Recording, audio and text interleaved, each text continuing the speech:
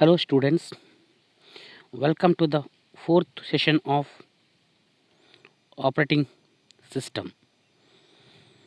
In this session we are going to discuss the multi programming systems and the time sharing systems. In the previous session we discussed about batch processing system. Now we start with the multi programming systems. First let us see what is a multi programming.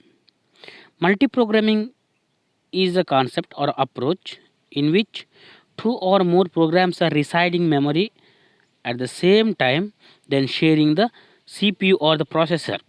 This is called as multi-programming.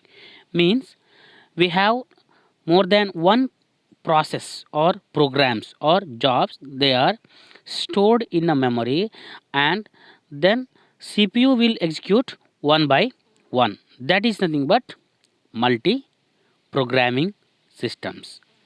See here what happens.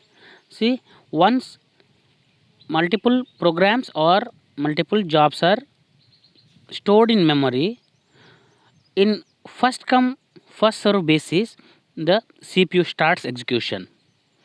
See, it starts execution of the first program. Once that program needs input or output operations, it is then sent to input output operations.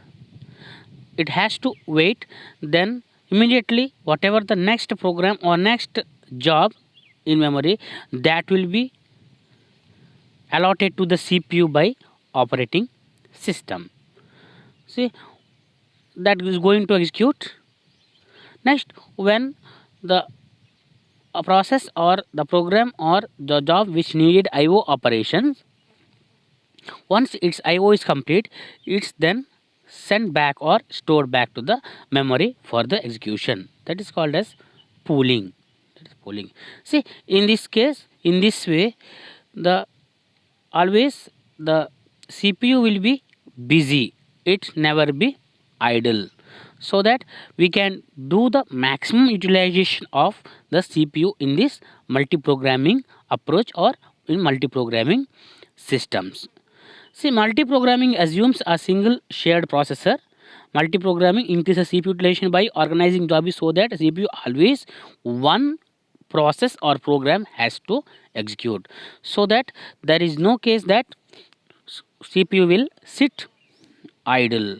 Whenever a process, whenever a program, it requires input or output operation, it will be sent out of the CPU, and the CPU will be allocated with the next process or next program whichever they are in a memory, so that the multi-programming works. Here the important aspect is the maximum CPU utilization, and this requires some sort of memory management, some sort of CPU scheduling.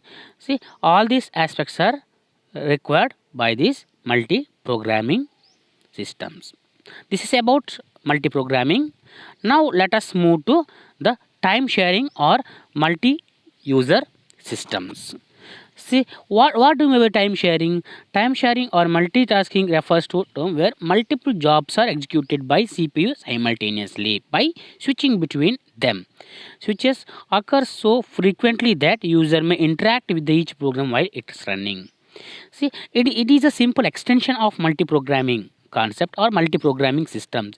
In multi-programming, there is no interaction for the users, or multiple users cannot access the computer or the CPU at the same time. But that is even given in time sharing or multi-user systems, where each user is going to access the same system. Operating system does the following activity related to multitasking or time sharing.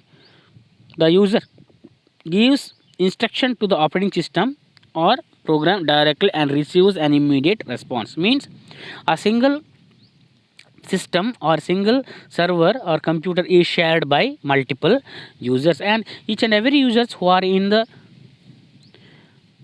system, they are going to interact with their commands or with their programs.